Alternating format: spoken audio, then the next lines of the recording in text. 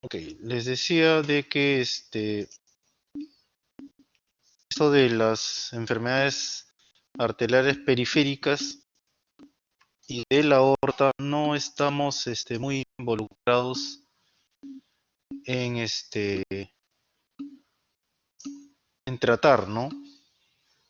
No todos los especialistas hacen este tipo de tratamientos o no todos escogen este tipo de especialidad, pero es bastante frecuente ver enfermedades en las arterias periféricas y de la aorta, ¿no?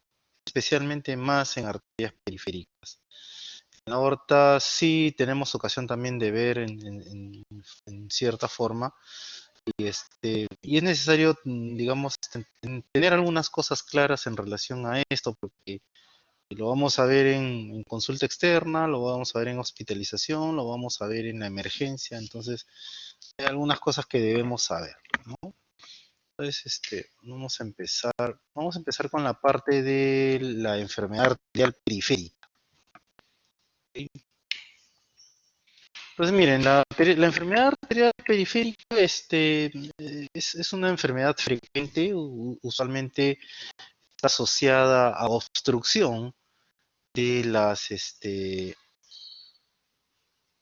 ¿dónde está el resaltado?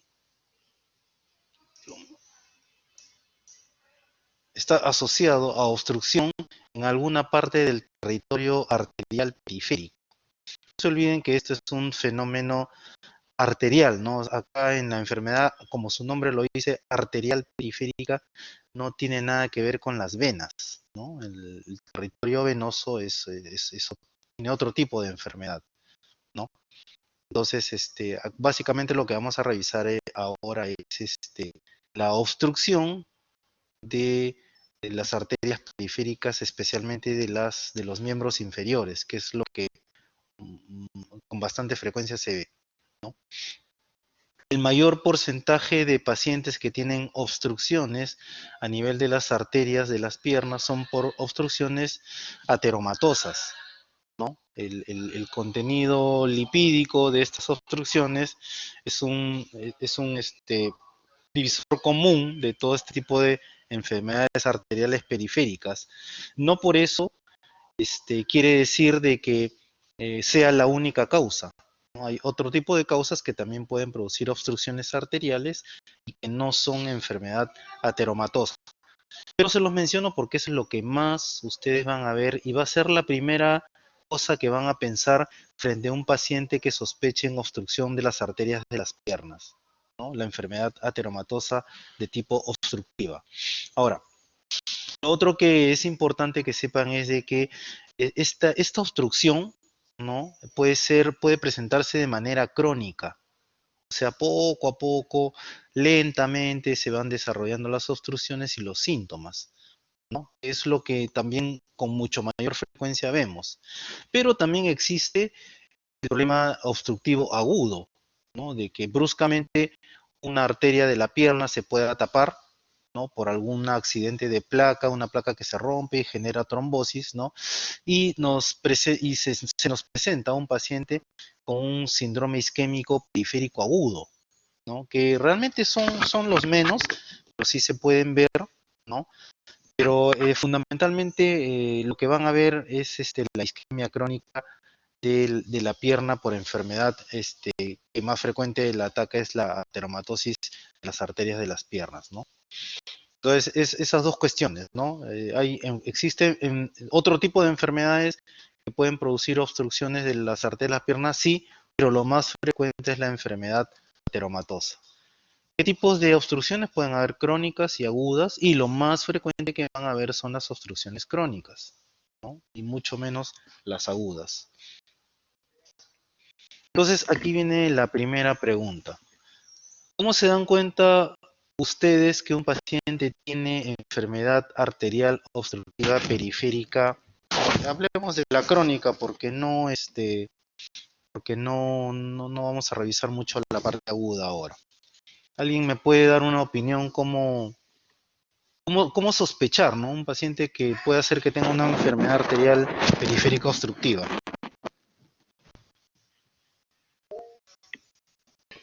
Veamos.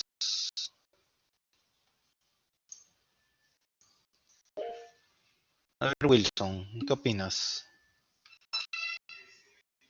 Sí, doctor, buenos días.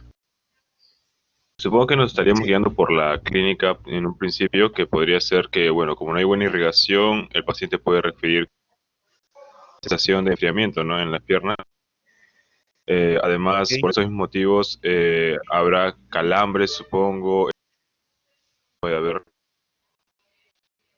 podría generarse un dolor y, bueno, el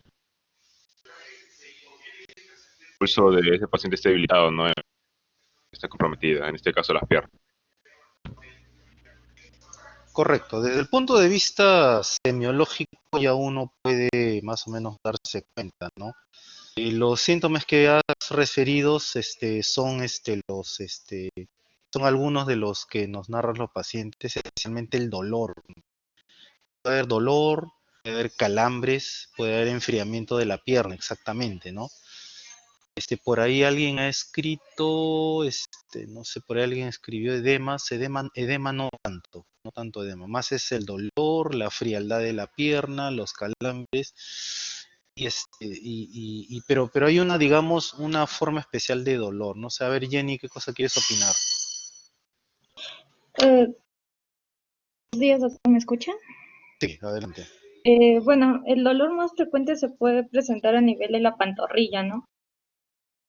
Suele estar ausente en el reposo y se presenta únicamente en el ejercicio. Así como mi compañero ya lo había mencionado, se puede manifestar con una claudicación intermitente, ¿no? Frialdad, hormigueos, parestesias de repente. Exacto, el dolor clásico de la enfermedad arterial periférica es lo que le llaman la claudicación intermitente. Es eso que es como los antiguos semiólogos decían, los pacientes tienen angina de la pierna, ¿no? Porque, por ejemplo, cuando uno hace una anamnesis de un paciente con angina de pecho, o sea, por una enfermedad obstructiva coronaria, del corazón, de las arterias del corazón, el paciente camina y le duele el pecho. Para, se recupera y sigue caminando y nuevamente a un trecho igual le duele el pecho. Esa es la angina de pecho clásica, ¿no? Lo mismo ocurre con las obstrucciones de las arterias de la pierna. El paciente también tiene ese tipo, entre comillas, de angina de la pierna, ¿no? Pero que es un dolor que puede ser en cualquier zona, usualmente es en la pantorrilla, que se presenta fundamentalmente cuando el paciente camina. Cuando el paciente camina un cierto tramo, pueden ser pues metros, ¿no? Puede ser una cuadra, media cuadra, un cuarto de cuadra, y empieza a tener dolor en las piernas y que se detiene, o sea, para descansar, se alivia el dolor y el paciente sigue caminando. Ese es el dolor clásico, ¿no? Lo que le llaman claudicación intermitente. Entonces, en otras palabras, ¿cuál es el síntoma clásico de un paciente con enfermedad arterial obstructiva? Es la claudicación intermitente, ¿no? Eso deben tenerlo siempre muy presente, ¿no? Entonces, acá por eso les pongo acá, ¿no? La isquemia crónica de las enfermedades inferiores, el síntoma característico es la claudicación intermitente, que es un dolor de las extremidades inferiores que aparece al caminar y que cede con el reposo. Ese es clásico. Clásico. Ya cuando el paciente les refiere eso, ya ustedes tienen que ir pensando que ese paciente debe tener algún tipo de obstrucción en alguna arteria de la pierna. ¿Ok? Pues ahora veamos qué factores es que puede ser que tenga un paciente y pensemos en que de repente sí, pues debe tener una enfermedad obstructiva de tipo ateromatosa, ¿no? Después de que ya ustedes están, digamos, conscientes de que ese paciente tiene claudicación intermitente, ¿qué otras cosas tienen que investigar para reforzar ese diagnóstico? Y ya hemos dicho de que la enfermedad ateromatosa es la enfermedad más frecuente en este tipo de pacientes. A ver, Alicia, a ver, dime. Ya César dice Bueno, por disculpe ya. Víctor, dice hipertensión. Sí, adelante, adelante, escucho. Hiper, también tiene diabetes. También dentro de otros podría ser lo que es el tabaquismo, ¿no? Así es. Sí, de hecho que ya varios de ustedes están opinando ahí en el chat escrito de que los acompañantes usualmente para diagnosticar una enfermedad arterial obstructiva de tipo dermatosa son más o menos los mismos factores que uno indaga cuando evalúa un paciente con enfermedad arterial periférica, ¿no? Entonces fíjense cómo en la patología crónica de la enfermedad de las piernas, la causa principal es en la esclerosis obstructiva en el 90 a 95% de casos. Fíjense, ¿no? Y dentro de ellos está, pues, está inmiscuido factores de riesgo cardiovascular, como son, pues, como ya muy bien ha dicho algunos de ustedes, tabaquismo, diabetes, edad avanzada, sexo masculino, hipertensión, dislipidemia, entre otros, ¿no? Entonces, cuando ustedes ya tienen claro que este es un paciente que está claudicando al caminar, rápidamente van a empezar a preguntarle, bueno, si tiene hipertensión arterial, si es diabético, porque usualmente se ve mucho este tipo de enfermedad obstructiva o isquémica crónica en los pacientes con diabetes mellitus, ¿no? Y el otro factor de riesgo que también es muy importante es el tabaquismo. No se sabe exactamente por qué el tabaquismo afecta en forma muy especial el territorio vascular periférico de las piernas. Pues usualmente el paciente fumador tiene buena chance de hacer enfermedad arterial obstructiva periférica, ¿no?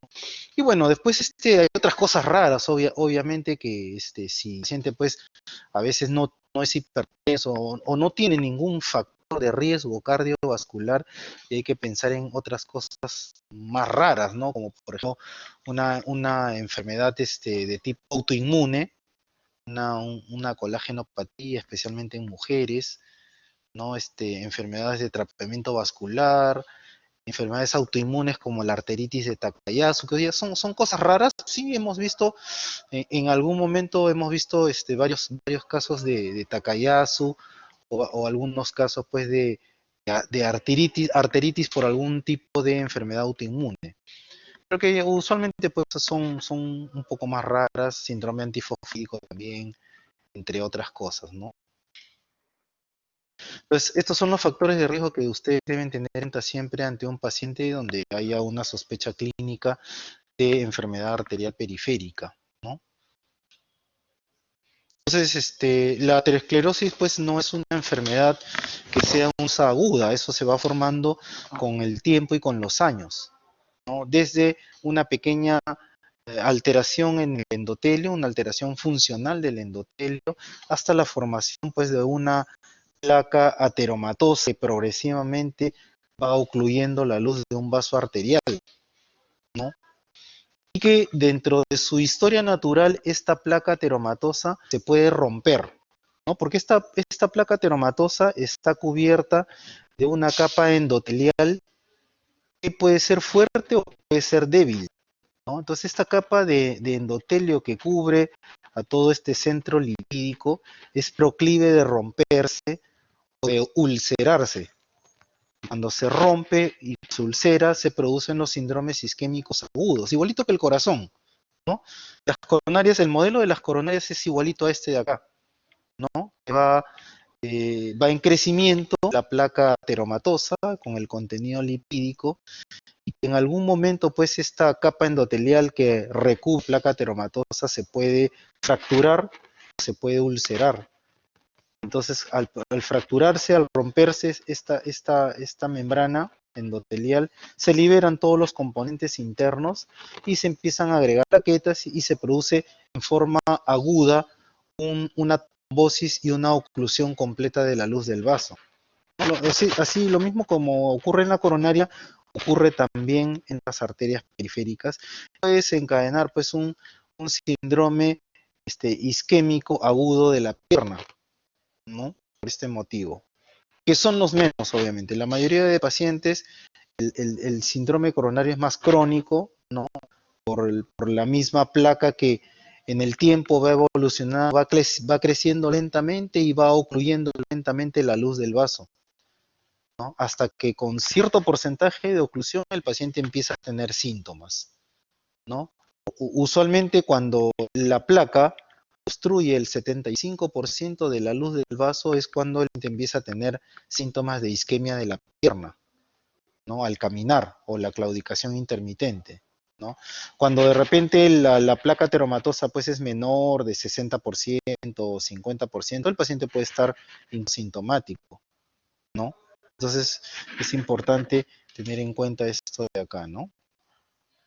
Entonces la progresión de la aterosis a la formación de un trombo, la isquemia de la pierna, es un proceso lento que dentro de esa lentitud se podría modificar esa historia clínica del paciente hacia un evento isquémico agudo por una ruptura o una fragmentación de esta placa teromatosa, ¿no? Que dependiendo de la localización donde esté, puede abarcar más territorio o menos territorio de isquemia de la pierna, ¿no? Y miren cómo la enfermedad aterosclerótica no es una enfermedad exclusivamente de las piernas o no es una enfermedad exclusivamente de las coronarias, de las arterias del cerebro.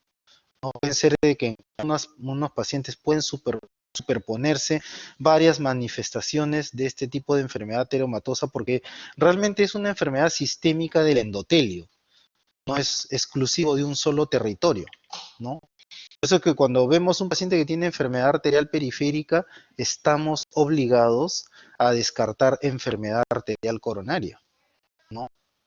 O en un paciente, por ejemplo, que hace un DCB o una obstrucción cerebrovascular, ya lo catalogamos de alto riesgo porque también probablemente tenga enfermedad coronaria, ¿no? O un paciente que nosotros le descubramos enfermedad arterial periférica, ya sabemos que este paciente tiene alto riesgo de hacer enfermedad coronaria obstructiva o enfermedad cerebrovascular. Entonces, estos fenómenos, digamos que se pueden en algún momento juntar en una persona, ¿no? Y estas, bueno, como es una enfermedad vascular sistémica, ¿no? Los eventos trombóticos, isquémicos, se pueden desarrollar a nivel del cerebro, con sus manifestaciones de stroke isquémico o isquemia transitoria, ¿no? A nivel del corazón, angina de pecho, infarto de miocardio, y a nivel de las arterias de la pierna, la enfermedad arterial periférica crónica o aguda, como hemos estado mencionando, ¿no? Entonces, todas esas son manifestaciones de la enfermedad ateromatosa del endotelio de los vasos. Como ustedes comprenderán, pues no es solamente de un territorio, sino el vasto territorio del endotelio, ¿no? Bueno, como habíamos estado viendo, el síntoma característico de la enfermedad arterial periférica es la claudicación intermitente, ¿no? Pero a veces, sí, como les mencionaba, las lesiones obstructivas no pueden ser tan importantes y el paciente hasta puede en algún momento estar asintomático, ¿no?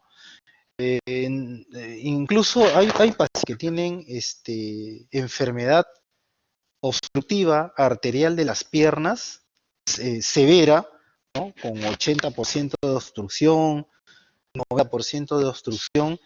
Estos pacientes pueden estar asintomáticos, ¿no? ¿Por qué? Pues eso es por dos motivos. Un motivo es porque el paciente no tiene mucha, digamos, actividad física, y eso lo vemos en los ancianos, ¿no? Los ancianos les puedes palpar el pulso, los pulsos perdón, el pulso pedio, el pulso femoral, el pulso popliteo, y de repente le das un pulso muy pequeñito, muy filiforme, y tú le preguntas si el paciente tiene dolor al caminar, no vas a encontrar a veces una respuesta positiva. ¿Por qué? Porque justamente los ancianos no caminan mucho, solamente están en su casa, están sentaditos en su mueble, se levantan solamente a la mesa para comer, regresan a su mueble, siguen sentados. Entonces, no hay una actividad física que probablemente desencadene una isquemia en la pierna. Por eso es que hay que tomar muy en cuenta estas cosas, ¿no? Y lo otro es de que hay algunas personas que por la isquemia pueden desarrollar también circulación colateral, y esa circulación colateral ayuda a nutrir esa parte del tejido muscular que está afectado por la enfermedad reumatosa, puede en cierta forma suplir un poco de flujo sanguíneo para que no ocurra este tipo de isquemia, ¿no? Bueno, esto es igual la misma la de la claudicación intermitente, ¿no? Pero por ejemplo, cuando hay una isquemia aguda en la pierna, puede haber bruscamente una disminución de la perfusión arterial, ¿no? Y puede producirse un fenómeno, digamos, agudo, con un dolor intenso en reposo, ¿no? Y con palidez de la pierna y con mucho dolor, ¿no? Es lo que menos vemos, ¿no? Otra forma de, digamos, etiología de la isquemia aguda de la pierna, por ejemplo, es el embolismo arterial, ¿no? A veces pueden circulando por las arterias un trombo de algún sitio del cuerpo, que puede ser un trombo a nivel cardíaco, por ejemplo. Hay pacientes que tienen fibrilación auricular crónica y que de repente no están recibiendo una terapia adecuada, no están recibiendo anticoagulantes y pueden disparar un émbolo o un trozo de coágulo del corazón. Y bueno, en algunos de ellos puede ir al cerebro y en otros de ellos no va al cerebro, sino se va a las arterias de los miembros inferiores, produciendo un embolismo arterial agudo periférico, ¿no? Entonces, eso también uno se puede ver, lo puede ver en las personas. Por ejemplo, es un paciente pues que no tiene dislipidemia, no es diabético, no es fumador, pero sin embargo hizo una isquemia aguda de la pierna. Entonces hay que ponerse a buscar de dónde ha disparado el émbolo que está produciendo la isquemia aguda, ¿no? La etiología, aparte del embolismo arterial, es bueno el BOSI que ya hemos revisado cuando ocurre una ruptura de una placa reumatosa. O pueden haber también algunos isquemia por traumatismo de la arteria que puede también ocluir un vaso arterial periférico, ¿no? El diagnóstico se basa pues en una correcta anamnesis, exploración física, algunos métodos que vamos a revisar después. Entonces, cuando ustedes tienen un paciente que tiene factores de riesgo, que es fumador, que es diabético, que es hipertenso, que tiene edad avanzada, tiene enfermedad renal crónica, ¿no? Y que se queja de dolor en las piernas, ¿cómo hacemos para diagnosticar isquemia de la pierna? A ver si alguien me dice, ¿cuál es el siguiente paso? Ya lo vimos, ya sospechamos en enfermedad arterial periférica, tiene factores de riesgo. ¿Cuál es el siguiente paso? Doctor, ¿se podría evaluar con el signo de Hoffman? El signo de Hoffman es más para venas, es más para trombosis venosa. En el lado arterial no encontramos ese signo, el signo de Hoffman. Entonces, a ver, Frank. Doctor, ¿se podría pedir una ecografía? Sí, claro que sí, se puede pedir. No, si no me refiero a que cuál sería el siguiente paso que para acá parece que ha sido. Déjenme ver. Acá.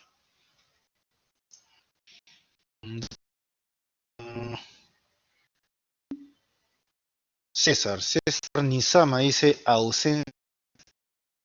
Ese es el paso que tienen que hacer ustedes. Bueno, ya sospecharon de que este paciente clínicamente es posible que tenga obstrucción de las piernas. Entonces lo que tienen que hacer es pues evaluar pulsos, ¿no? Porque de repente, claro, tú me dices, podemos hacer una ecografía, sí, podemos hacer una ecografía, pero si Dios, por ejemplo, una postita médica de la sierra, 3.500 metros sobre el nivel del mar, donde en la calle solamente pasan las llamitas, las vicuñas, los toros. Espero que tengas un equipo de ecografía para hacer una evaluación. Entonces lo que tienes que valerte solamente es de tu clínica, tus manos, de tus ojos, ¿no? Lo que ves y lo que puedas escuchar con tu estetoscopio, ¿no? Entonces, el siguiente paso es evaluación de los pulsos, ¿no? Eso es muy importante. Esa es otra cosa que también es criticable, ¿no? Muchos de nosotros los médicos, nadie examina los pulsos. Todo el mundo pone el estetoscopio de frente al corazón y ese es el examen del paciente, ¿no? El examen cardiovascular también incluye la palpación de los pulsos periféricos, por si acaso, muchachos. Ahí, si ustedes no hacen esto que están viendo acá, van a perder muchos diagnósticos, ¿no? Tienen que palpar los pulsos pedios en forma bilateral, el pulso tibial posterior en forma bilateral, el pulso popliteo de la arteria poplitea y el pulso femoral. Y les aseguro que se van a llevar más de una sorpresa, porque ahí tienen muchos diagnósticos, sino que la mayoría no hace este tipo de examen físico, este tipo de palpación, ¿no? Muy bien, por ahí estoy viendo algunos comentarios que dicen hacer un Doppler. Bueno, sí, pues se puede hacer un Doppler, pero si no tienes Doppler, ¿qué haces? Por ahí alguien dice angiografía. Diablo, angiografía es un poco difícil encontrar un hospital que alguien haga eso, ¿no? Entonces, claro, como dice alguno de ustedes, César, Kimberly, tomar pulsos en las 4 extremidades, ¿no? Eso es, digamos, lo mandatorio. Ok. Entonces, ya con eso ustedes ya más o menos bien, pues si no tiene pulsos acá, pues eso corrobora lo que están sospechando desde el punto de vista médico, ¿no? Ahora sí, ya palparon los pulsos, ya se dieron cuenta de que sí, pues hay ausencia de pulso o disminución de pulsos en forma comparativa. Y entonces, ahora sí, quiero que me digan qué otros exámenes pueden hacer para el diagnóstico. Suponiendo que estamos en el mejor hospital del Perú, que tenemos todo. ¿Con qué empezamos?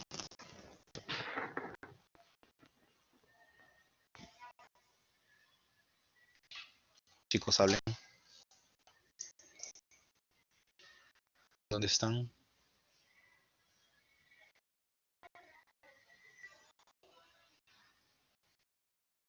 A ver. Empezamos, a ver, ¿con quién empezamos? César. César dice Doppler, Ana Cristina dice ecodoppler, Jenny dice ecodoppler también. Sí, estamos de acuerdo, empezaríamos con un ecodoppler de los miembros inferiores. Ok. Ese es, digamos, digamos, el menos invasivo para ¿cómo se llama?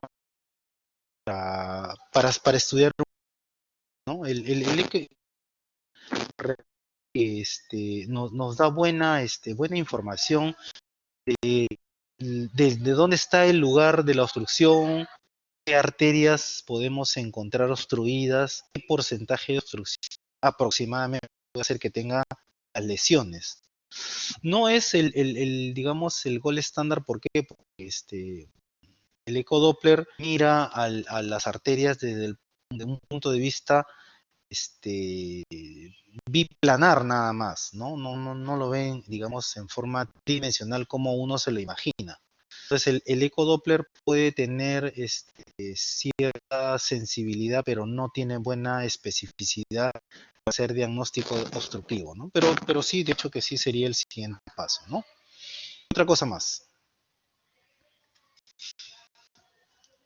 Podemos hacerle también si no queremos ser muy invasivos, podemos hacer una angioresonancia. Así se llama, es una resonancia especial con contraste y que se puede inyectar a través de una vena periférica, ¿no? Y encontrar pues lesiones en las arterias periféricas con buena resolución, ¿no? Incluso encontrar de repente por ahí aneurismas, como vamos a ver más adelante, ¿no? Pero el gol estándar finalmente, como alguno de ustedes se adelantó, es el angiograma con sustracción digital, ¿no? Ese es, digamos, si el paciente, por ejemplo, ya tiene un ecodoppler o tiene una angioresonancia, que también nos ayuda mucho a determinar el grado de obstrucción de las arterias, ¿no? Y entonces, con esto, ya únicamente el paciente puede ser, digamos, elegible para un tratamiento médico para un tratamiento quirúrgico, con una angioresonancia. Entonces, si nosotros con la angioresonancia vemos pues que las obstrucciones son muy severas, muy críticas, ya el paciente tenemos que pensar en que probablemente se le vaya a realizar un procedimiento quirúrgico para abrir esas obstrucciones, ¿no? Que puede ser un bypass o puede ser una prótesis, ¿no? Entonces, para eso necesitamos un angiograma que es, digamos, el gold estándar de los exámenes auxiliares para las enfermedades arteriales periféricas, que precisa en forma muy adecuada el grado de obstrucción, la localización de estas obstrucciones, ¿no? Y la posibilidad de que se pueda realizar algún tratamiento quirúrgico de bypass o endoprotésico, ¿no? Bueno, ¿y qué tratamiento le damos entonces a este paciente? Entonces acá hay dos cosas, ¿no? Le damos, bueno, hay pacientes pues que necesitan de todas maneras cirugía y otros pacientes que solamente necesitan tratamiento médico, ¿no? Y eso lo determinan los exámenes auxiliares, ¿no? Pero si esperamos que el cirujano lo vea al paciente, de hecho que tenemos que cambiar el estilo de vida del paciente, diabético controlar la diabetes, darle estatinas para reducir, digamos, la placa ateromatosa o estabilizar la membrana endotelial que les estaba hablando, dar antiagregantes plaquetarios, tratar de que el paciente haga un poco de ejercicio para favorecer la circulación colateral y, bueno, controlarle la presión arterial, el peso, etcétera, etcétera. Suspenderle el tabaco también, definitivamente, porque es un factor muy importante para el desarrollo de esta enfermedad, ¿no? O sea, hay que cambiarle todo el estilo de vida al paciente, ¿no? Y obviamente, pues, darle algunas medicaciones, como son estas que están acá, ¿no? No tenemos naftidrofil, no, solamente contamos con silostazol o pentoxifilina, ¿no? A las dosis que están viendo acá, ¿no? Ayudan, este tipo de sustancias ayudan a que el glóbulo rojo sea un poco más moldeable, digámoslo así, ¿no? Para que pase a través de una obstrucción crítica, bastante distal, bastante periférico, ¿no? Entonces eso ayuda a la irrigación de la pierna, ¿no? Aspirina, obviamente, para evitar la trombosis local, ¿no? Medicinas para reducir el colesterol, ¿no? Etcétera, etcétera, ¿no?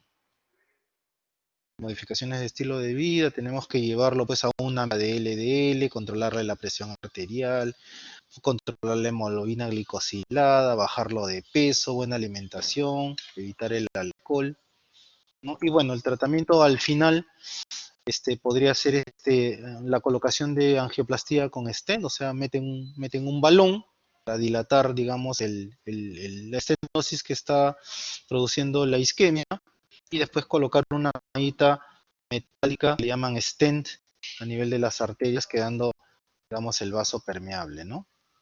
Y esto disminuye mucho la sintomatología del paciente, ¿no? Lo que le llaman la valvuloplastía con balón. Miren acá, está pasando una guía metálica a través de la arteria de la pierna, este es el baloncito, ¿no? Y después colocan ya una especie de resorte donde queda prácticamente el vaso permeable en la radiografía de control, ¿no? Ese sería, bueno, el paso final, ¿no? Y bueno, en los casos donde técnicamente no se pueda colocar un stent, ¿no?, en la arteria, ¿no?, se puede optar también por la medida quirúrgica a través de un bypass aorto arterial, ¿no? Aorto femoral, qué sé yo, eso depende del cirujano vascular para realizar este tipo de operación. Bien, pasamos rápidamente a enfermedades de la aorta, ¿no? Esto ya también es lo mismo, como les decía, los factores de riesgo se asocian también a él, ¿no? Podemos tener enfermedad tanto de la aorta ascendente proximal, el callado aórtico, como de la aorta descendente torácica, y todo el trayecto de la aorta, desde la aorta torácica descendente, pasando por la aorta abdominal, a través de las ilíacas, etcétera, etcétera, ¿no? Podemos tener enfermedad en cualquier territorio de la aorta, ¿no? Es un corte transversal de una aorta normal. Usualmente el diámetro promedio de la aorta, más o menos desde que nace hasta la porción ascendente, son 3 centímetros de diámetro. Y poco a poco se va reduciendo su diámetro, más o menos en el abdomen está en 2 centímetros, ¿no? Eso es lo que, digamos, normalmente puede ocurrir. Tiene sus capas normales, ¿no? La capa más interna, la capa media y la capa más externa, o la adventicia, ¿no? Y que pueden sufrir algunas alteraciones con un tipo de enfermedad, ¿no? Lo que más vemos en este tipo de territorio arterial son las enfermedades de tipo aneurismático, son las dilataciones de la pared de la aorta, ¿no? Y con riesgo de ruptura, ¿no? Eso es lo que le llaman el aneurisma de la aorta con disección y probablemente ruptura. No, no es la única enfermedad, pero es lo que más vemos, ¿no? Como manifestación de enfermedades degenerativas, ateroscleróticas, que usualmente lo vemos más pues en pacientes hipertensos, en diabéticos, edad avanzada, fumadores, ¿no? Entonces, como ustedes ven, todos estos factores de riesgo están asociados en el desarrollo de este tipo de enfermedades de arterias periféricas y de la aorta, pero no son los únicos, ¿no? Por ejemplo, otra cosa que vemos nosotros con cierta frecuencia en nuestro hospital es el síndrome de Marfan, ¿no? Que es una enfermedad, digamos, genética, que cursa usualmente con varias características somáticas, y dentro de ellas cursa también con aneurismas de aorta. Hemos visto ya, cuando nosotros vemos por cardiología, un paciente con síndrome de Marfan, ya estamos viendo que de repente puede ser que tenga pues aneurisma de aorta, valvulopatía aórtica con insuficiencia, valvulopatía mitral, etcétera, etcétera, ¿no? Como le digo, no es, o sea, la enfermedad de la aorta no está exclusivamente ensillada a la enfermedad ateromatosa degenerativa, ¿no? Podemos encontrar otro tipo de enfermedades de la aorta en otras patologías que en este caso, como que les contaba, que vemos con cierta frecuencia, por lo menos al año, veremos unos 5 o 6 marfanes por acá. Bueno, ahora con la pandemia se han alejado, pero siempre vemos con seguridad un marfán. Él dan los 3 únicos L danos que hemos visto ha sido una paciente que, bueno, no la llegué a conocer y se murió, y 2 pacientes que los vi en televisión que eran clásicos Ehlers-Danlos con esa distensibilidad de la piel, ¿no? Después hay una patología que está siendo bien estudiada, que es la aorta bicúspide, ¿no? Ustedes vean un paciente que tiene aorta bicúspide congénita, hay que buscarle también otras enfermedades de la aorta, como aneurismas también, ¿no?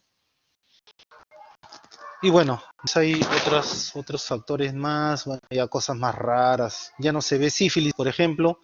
Sífilis se veía en la antigüedad, pues no, en los años 50, los años 50, 60 más o menos. Se veía aortitis sifilítica, pero ahora prácticamente no se ve, ¿no? Y tuberculosis también no. Yo la verdad es que nunca he visto una tuberculosis a nivel de la arteria. Micosis sí he visto una o dos por lo menos, ¿no? Pero la mayoría, pues, la mayoría de estos pacientes con enfermedades de la aorta son por enfermedad aterosclerótica, por los factores de riesgo que estamos hablando, ¿no? Pueden haber aneurismas de esta forma, redondeaditos, digamos, aneurismas saculares, o pueden hacer esto de una forma un poco alargada, ¿no? Que le llaman aneurismas fusiformes, ¿no? Existe también el pseudoaneurisma, ¿no? Lo que realmente no está dilatado, porque lo que pasa en el aneurisma verdadero es que esta dilatación, ¿no? Toma las 3 capas de la arteria, ¿no? La capa íntima, la media y la adventicia, ¿no? O sea, en este globo que está acá, que está formándose en la aorta, están comprometidas las 3 capas. Igual acá, en este aneurisma fusiforme. En cambio, en el pseudoaneurisma no están las 3 capas. Usualmente no compromiso de la capa íntima y la capa media, pero sí la adventicia, ¿no? Que es la que está dilatada. Eso le llaman un pseudoaneurisma. Es un aneurisma verdadero, ¿no? Y como ustedes ven acá, pues el aneurisma puede ser tanto de aorta ascendente, tallado aórtico, torácico, de aorta descendente, ¿no? Muy bien. ¿Qué exámenes nos ayudan para el diagnóstico de aneurisma? Es más o menos igual que la enfermedad arterial periférica, ¿no? Solamente que acá, por ejemplo, una placa de tórax nos puede hacer sospechar, ¿no? Porque fíjense que a veces los aneurismas, especialmente de aorta torácica, no dan muchos síntomas, ¿no? Solamente, solamente empiezan a, solamente empiezan a molestar cuando empieza a disecarse, ¿no? Que ya es, digamos, un evento cardiovascular muy importante.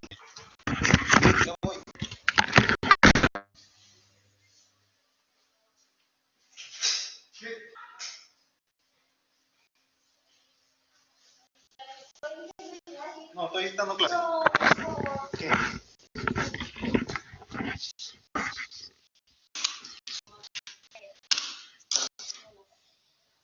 Ya.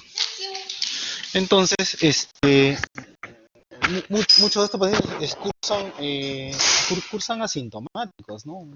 Entonces, por ahí por alguna razón, de repente por una razón respiratoria, por algún motivo, alguien les toma una placa de tórax y encuentran esto de acá, ¿no? Esto nosotros le llamamos el mediastino ensanchado, ¿no? Entonces miren el tremendo diámetro de la aorta que tiene, ¿no? Entonces esto es muy sugestivo. Entonces se pueden encontrar este tipo de pacientes, ¿no? Que en una placa de tórax, ¿no? Que es tomada por otro motivo, ¿no? De repente pensando en un motivo respiratorio le toman y encuentran esto. Entonces lo primero que dice el neumólogo es, señora, tiene que ir al cardiólogo, ¿no? Una tremenda masota de acá. Eso se llama mediastino ensanchado. Entonces ya ustedes, si por ahí pueden sospechar de un paciente que tiene un aneurisma con una simple placa de tórax, ya pueden ir viendo la posibilidad de diagnóstico, ¿no? Pues como les pongo acá, la radiografía de tórax con un aumento del diámetro mediastinal, lo que le llamo el mediastino ensanchado. Puede haber también desplazamiento o compresión de la tráquea puede estar deformada, ¿no? En este caso no se ve, o los bronquios también pueden estar un poco desviados, en este caso tampoco se ve, ¿no? Después tenemos la ecocardiografía transtorácica y la transesofágica, ¿no? Miren, en relación a ecocardiografía, para aneurisma no es de mucha ayuda, ¿no? Probablemente el ecocardiograma transtorácico y transesofágico nos ayude en la aorta ascendente y un poco en la descendente, pero no vemos bien el arco aórtico, es un poco difícil, especialmente en el transtorácico, ¿no? Porque a veces el paciente tiene un tórax tan prominente y tan osificado que es difícil que el ultrasonido pase todas esas capas, entonces podría haber una sospecha, pero no podemos hacer un diagnóstico preciso, mucho menos una medición precisa del diámetro del aneurisma. Entonces la ecocardiografía transtorácica tiene su limitación, ¿no? Sí puede ser que de alguna manera nos haga, nos confirme un poco la sospecha, pero no es tan precisa. En todo caso, habría que hacer un ecocardiograma transesofágico. Es un tubo que se mete como un endoscopio digestivo, ¿no? Y va a través del esófago y se puede observar mejor ahí la aorta ascendente, el callado y la aorta descendente, ¿no? Entonces, si ustedes quieren hacer un método ecográfico para un aneurisma de aorta, es mejor hacer un transesofágico, ¿no? Pero a veces el transesofágico también no es muy preciso. Entonces, al final, yo lo que usualmente hago con los pacientes es enviarlos a TAC o a resonancia magnética, ¿no? Que es ya pues digamos el gold estándar prácticamente del estudio, ¿no? Porque acá te va a precisar de dónde a dónde está la dilatación aneurismática, cuándo es el diámetro preciso de esa dilatación y si hay disección o no hay disección, ¿no? O sea, con cualquiera de las dos, con un TAC, con contraste o con una resonancia magnética, con cualquiera de las dos podemos hacer ese diagnóstico, ¿no? Y es prácticamente un diagnóstico bastante preciso. La disección de la aorta, pues, es un fenómeno ya en la evolución de un aneurisma, ¿no? Hay una ruptura de que puede ser parte de la íntima, del tejido, y eso se diseca, ¿no? Se diseca y se rompe la íntima y la sangre ingresa y va disecando poco a poco la longitud de la arteria, ¿no? Como ustedes pueden ver acá, ¿no? La disección puede empezar acá, fíjense, en la aorta ascendente, y la sangre, a través de la presión que se ejerce en la aorta, va metiendo la sangre por esta disección, y que puede abarcar no solamente la aorta ascendente, puede abarcar el callado y la aorta descendente, incluso hasta dónde se puede disecar una aorta, ¿no? Entonces, De Becky, que es un cirujano de mucho renombre y de muchos años en Estados Unidos, en el hospital del Methodist, allá en Houston, Texas. Este doctor cirujano de Becky operaba muchos aneurismas de aorta, entonces él sugirió esta clasificación. Entonces acá tienen el de Becky 1, el de Becky 2 y el de Becky 3. El de Becky 1 es que el abarca prácticamente toda la aorta, ¿no? Tanto ascendente, callado aorta, descendente torácico y descendente abdominal, hasta casi la pelvis. Es una tremenda disección.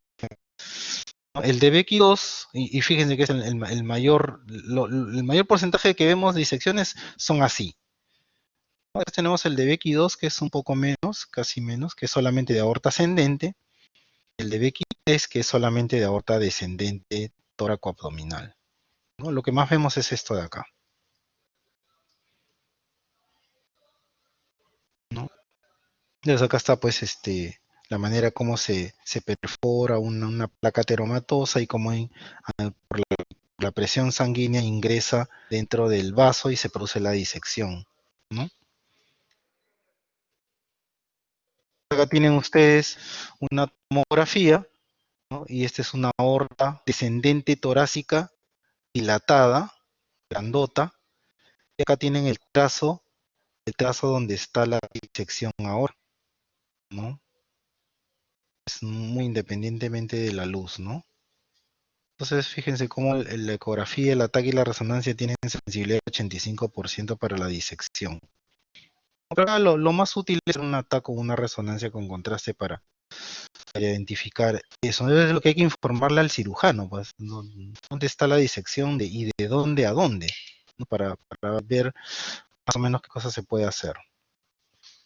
Luego viene después después que ya tenemos el diagnóstico por resonancia, qué cosa es lo que se puede proponer, ¿no? Entonces ahí, por ejemplo, mientras el cirujano piensa qué cosa va a hacer, o el intervencionista piensa qué cosa va a hacer, no podemos dejar aisladamente al paciente, tenemos que darle un tratamiento médico. Entonces, en este caso, lo que hay que hacer es controlar esto que está acá, la tensión arterial. Cuando tienes un paciente con un aneurisma grandote, lo que tienes que hacer es controlarle la hipertensión arterial, porque esa hipertensión puede en algún momento, ese aneurisma, volverlo disecado, ya se convierte en una emergencia quirúrgica, ¿no? Entonces, mientras el paciente no tenga disección, nosotros tenemos que irlo controlando médicamente. En primer lugar están los beta bloqueadores. Beta bloqueadores para el tratamiento. Bueno, y en otras, digamos, circunstancias se pueden utilizar IECAS o ARA2 en complemento de los beta bloqueadores. Por eso, por ejemplo, si ustedes tienen un paciente en emergencia con aneurisma de aorta, con sospecha de disección, que está hipertenso, lo primero que tienen que hacer es darle beta bloqueadores. Ese es, digamos, el fármaco de elección para este tipo de pacientes considerados una emergencia hipertensiva, ¿no? Ustedes no pueden tener, pues, un paciente con una aneurisma de aorta así grandote, ¿no? Y tenerlo, pues, con una de 190, 200 de sistólica, pues, ¿no? Eso es incompatible, ¿no? Ese paciente en cualquier momento tiene alto riesgo de disecarse y morirse, ¿no? Entonces, estos pacientes hay que bajarles sí o sí la presión, y en forma rápida. Y cuando seguramente en algún momento hagan o hagamos la parte de crisis hipertensiva o emergencia hipertensiva, esta es una emergencia hipertensiva, por ejemplo, ¿no? Entonces le van a decir, miren, cuando ustedes tengan una crisis hipertensiva puede ser una emergencia o puede ser una urgencia. Pues en una emergencia sí hay que bajarle rápido la presión arterial. En una urgencia no hay que bajarle la presión, pero no hay que ser tan agresivos en el descenso de presión.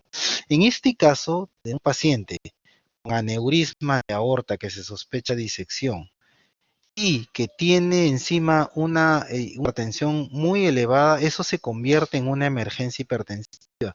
Hay que bajarle la presión en minutos, en minutos. No podemos darnos el lujo de darle pues medicación para que al día siguiente recién esté mejor la presión. No, bajar la presión rápido. Y podemos utilizar bloqueadores solos o en combinación con otros fármacos como los inhibidores o los ARA2. Y si no controla con esto, bueno, ya es cuestión de una emergencia hipertensiva y no lo vamos a discutir ahora. Solamente lo que les quiero que graben es que el beta bloqueador es el fármaco de elección en pacientes con una emergencia hipertensiva con una sospecha de aneurisma de aorta disecante. ¿Ya? Punto número 1, beta bloqueadores. ¿Por qué? Porque el beta bloqueadores no solamente bajan la presión, sino bajan también la frecuencia cardíaca, bajan también el estrés de la pared y eso contribuye a que en menos porcentaje de casos los pacientes se disequen, ¿no? Por eso se utiliza beta bloqueadores. Y bueno, la cirugía, bueno, hay que pensarla de todas maneras en todo paciente que tenga un aneurisma de más de 55 milímetros de diámetro, ¿no? Y en pacientes con Marfan, más de 50 milímetros, ¿no? Entonces, acá hay dos alternativas. Uno puede ser la reparación endovascular a través de un catéter, o sea que le ponen una malla metálica, lo suturan acá y se olvidan de esta parte, ¿no? Usualmente esas endoprótesis pueden entrar a través de un catéter, a través de la femoral, ¿no? Y lo pueden dejar colocado y se acabó el problema. Pero en otros pacientes no, pues algunos pacientes necesitan cirugía, especialmente este tipo de pacientes, ¿no? Los cuales tienen aneurisma de aorta ascendente, que es esta porción de acá, ¿no? Donde ya pues incluso pueden tener alteraciones valvulares, ¿no? Una tremenda pelota de aneurisma ya produce pues alteración del anillo aórtico y produce pues insuficiencia aórtica. Entonces hay algunos pacientes donde se les tiene que poner esta ya prótesis a través de la mano del cirujano, ¿no? Y además poner también un implante, una válvula protésica, por toda la deformación que ha sufrido pues la válvula aórtica y el anillo aórtico y que están produciendo una valvulopatía de tipo insuficiencia. Entonces hay que sacar esa válvula y sacar una prótesis, ¿no? Es lo que le llaman el tubo valvado, ¿no? Y con implante de coronarias encima, ¿no? Es una cirugía pues de muy alto riesgo, ¿no? Tenemos también pues aneurismas de aorta abdominal, ¿no? Que también tienen riesgo de ruptura. Son un poco más fáciles de diagnosticar porque la mayoría de nosotros pues palpamos siempre el abdomen y por ahí encontramos una masa tumoral pulsátil. Vamos a hacer fácilmente el diagnóstico con una ecografía o con una tomografía como ven acá, ¿no?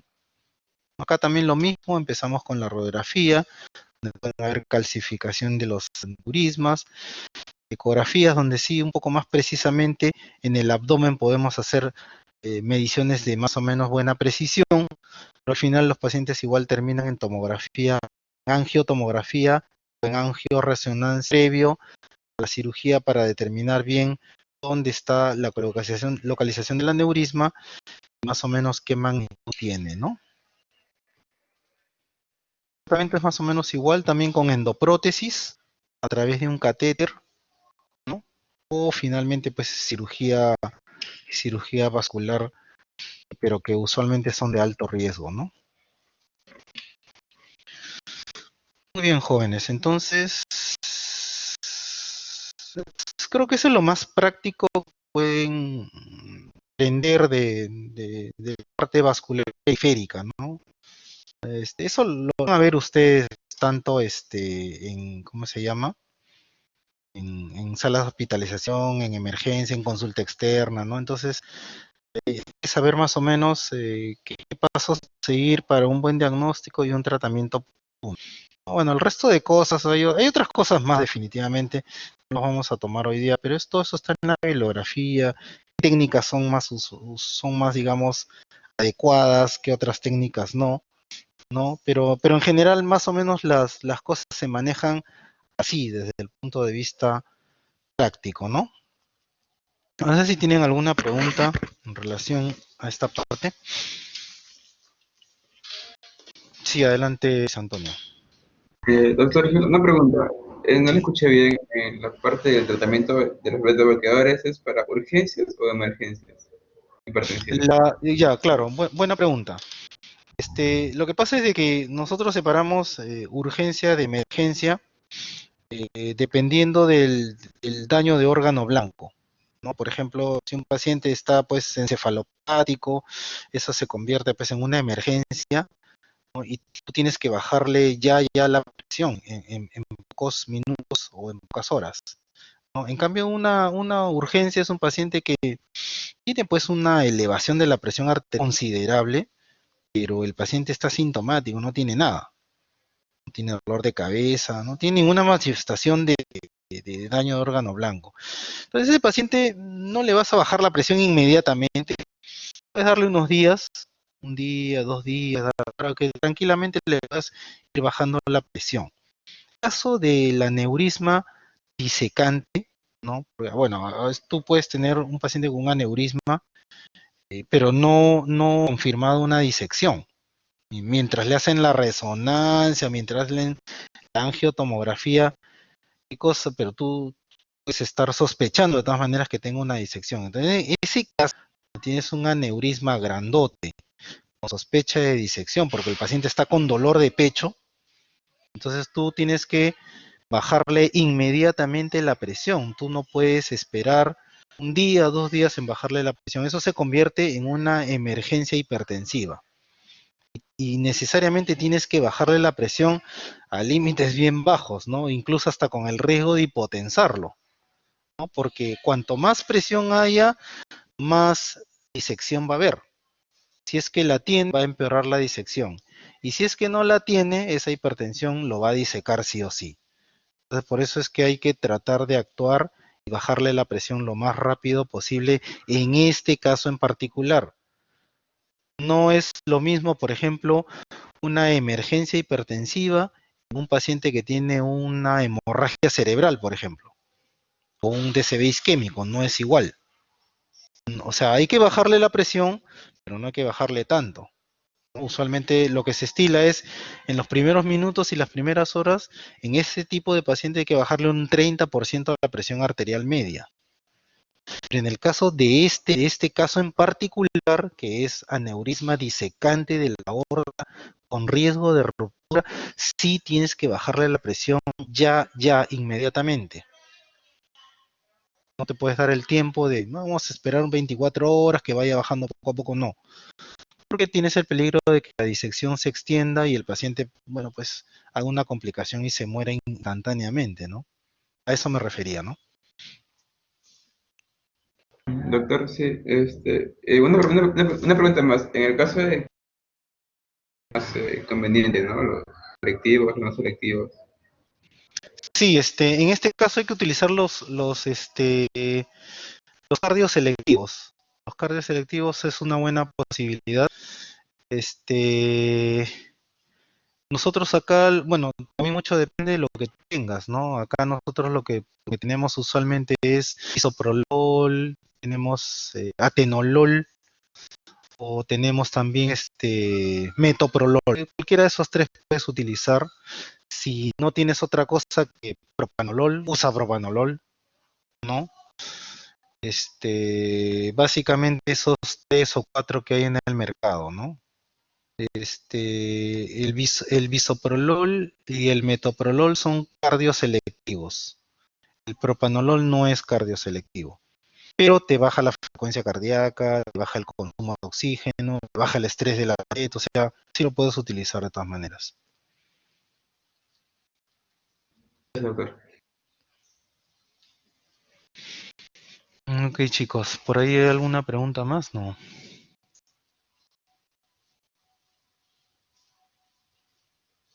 Ok, entonces si no hay preguntas, damos por terminado nuestra mesa redonda.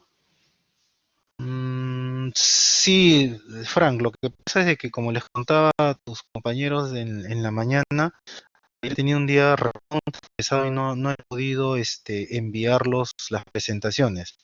Pero hoy día en la noche que estoy más tranquilo, espero llegar temprano a mi casa. Les voy a empezar a enviar lo de las clases, hasta lo que hasta ahora hemos dictado, ¿no? Para que lo puedan repartir y lo puedan leer con más detenimiento y obviamente de repente expandir un poco más el conocimiento, ¿no? Sí, sí, en la noche voy a tratar de enviar todo eso. Mm, Listo, muchachos. Entonces hoy día tenemos clase a las 2:40, ¿no? Ese es con toda la promoción, creo. Sí, doctor. Entonces, voy a tratar de empezar esa hora en punto, ¿no? Y dígame, ¿han tenido ya clase con el doctor Azañero? ¿Ayer han tenido clase con el doctor Azañero? Sí, ¿no? Sí, Ya, doctor. ok, ok, ok. Listo, entonces ya nos vayan a almorzar, lávense la cara, despierten un poco y nos vemos más tarde.